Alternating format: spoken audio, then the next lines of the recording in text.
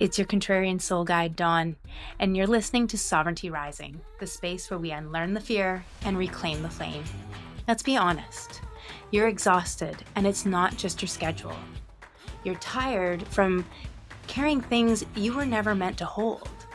Silently, carefully, strategically, and with a smile. That weight in your chest, that edge in your voice, that low-key bitterness you keep spiritualizing, that's resentment.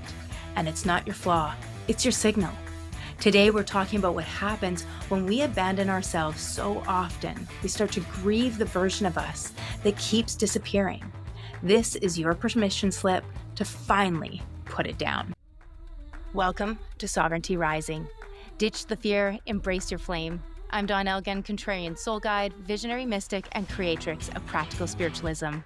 And this is the space where we strip away the fear, burn the old stories down, and reclaim the power that was never truly lost, just buried. Here, we dive into raw, unfiltered conversations on emotional healing, spiritual awakening, and the art of unlearning everything that keeps you stuck, small, and disconnected from your truth. Together, we rise like phoenixes, flame first, fear last. Let's rise together. Let's talk about what resentment really is. And spoiler alert, it's not just anger. Resentment doesn't always look like rage. Sometimes it looks like, I'm fine, I'll just do it. Well, they mean well. Long sighs and overfunctioning. You know what really pisses me off? We normalize resentment by dressing it up as selflessness. But here's the truth. Resentment is unspoken grief. It's grief for every moment you abandoned yourself to be accepted, needed, or good. Does this sound familiar? You keep showing up when you're drained? You keep saying yes out of obligation.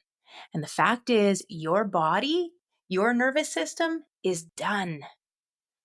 So, how it starts and why it feels safer than it really is. Resentment, it begins in survival. If I set this boundary, I could lose them. If I say how I really feel, I'll be punished. Maybe that's with people leaving us. If I stop over giving, I won't be loved.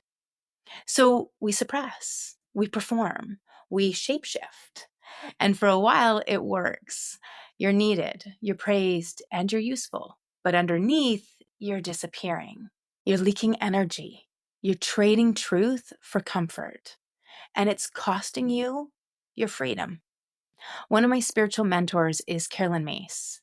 And as Carolyn Mace says, where your attention goes, your power flows. And if your attention is on appeasing others, your power is gone. So here's the sacred reframe. I want you to think of resentment as a messenger. This isn't about blaming you for your boundaries being crossed. This is about empowering you to name what's not working. Resentment is not a personality flaw, unless you embrace it, hold on to it, and make it part of your personality. It's a sacred messenger saying, hello, you've abandoned yourself here? It's your soul tugging at your sleeve, whispering, hey, you deserve to be chosen too. And when you listen to resentment, not judge it, it becomes clarity. It tells you what you're tolerating that's no longer aligned, where you're giving up too much from an empty cup, where your yes is actually a no with glitter on it. Consider this your opportunity to reframe resentment. Often it's an ugly emotion when we're holding it into ourselves because we're actually projecting it onto the other people. It's their fault, but it's not. Resentment at the end of it often is about us. We're the ones that have to set our boundaries. We're the ones that have to say no. Unfortunately, one of the spiritual laws of life, of co-creation, is accountability. And until we can take accountability and consider what our emotions are, ways for our body, for our spirit to communicate with us and let us know something's going on. And I want us to reframe resentment. I want us to look at it from this different point of view so that rather than it making us sick, taking our physical mind, our physical body and our mind and putting us into a state of dis-ease, that instead we think of resentment as an opportunity to get back to at ease. Doesn't that feel so much better? Okay. It's our active participation portion of today's program. So let's talk about the resentment release ritual. This is for the parts of you that feel heavy but quiet. So go ahead, pause this so you can grab a piece of paper and a pen. I want you to write down, who or what am I resenting right now? Where in my body do I feel this weight? And what have I not allowed myself to say? So again, who or what am I resenting right now? Where in my body do I feel this weight? And what have I not allowed myself to say? Pause, write it all out, and then come back. And now I want you to read it back out loud, no editing, no spiritualizing, just truth. And then I want you to say, I release the weight that was never mine to carry. I forgive myself for staying silent. I reclaim my energy. It belongs to me now. Now, tear it up, burn it, bless it, let it go. Okay, so here's my silent rage and the moment I let it go. I spent years saying I was fine, saying yes while screaming inside, smiling while slowly disappearing. I was addicted to being needed, but it was costing me myself. And if I did say no, it was always with a justification or an explanation. It was with a defensive tone and my guard up. Can you just feel that tension? And one day I just lost it. Not publicly, not explosively, but internally. Luckily, I always have a personal or spiritual development book on the go.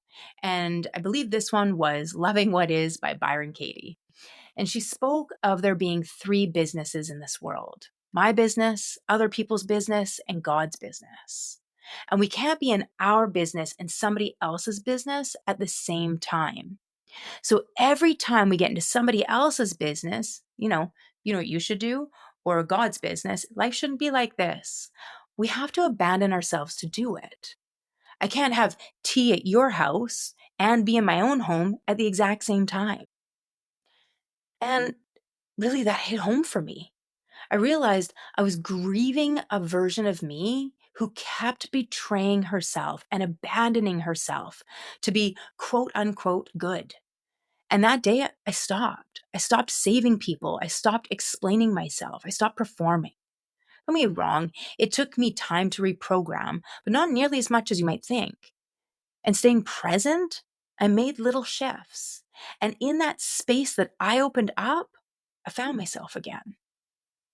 So I want you to consider that just maybe you're not angry for no reason. You're not dramatic, and you're not cold for needing space. What if in truth, you're wise, you are clear, you are rising? Resentment is not your fault, but it is your responsibility now, because you deserve to live a life that doesn't make you bitter. This week, I invite you to ask, where have I been quietly resenting others because I keep abandoning myself? Then pause, breathe, tell the truth, and set something down. And when you're ready to release resentment for real, I'm here. Check the show notes for all the ways we can walk that reclamation together. Until next time, let it go. Let yourself be light. Let yourself be free. You are not broken. You are not too much. You're remembering who you've always been. And this journey is just getting started. If today's episode lit something in you, hit follow so you don't miss what's coming. And if you're feeling it, leave a review. It helps with more soul-led women find this space. Want to go deeper? Come find me on YouTube, Facebook, our private Facebook community, The Awakening Circle, Instagram, TikTok, or at our website, practicalspiritualismco.com, for all the ways we can rise together. Not to worry, all those links are in our show notes. Until next time, stay sovereign, stay bold, and keep that fire lit.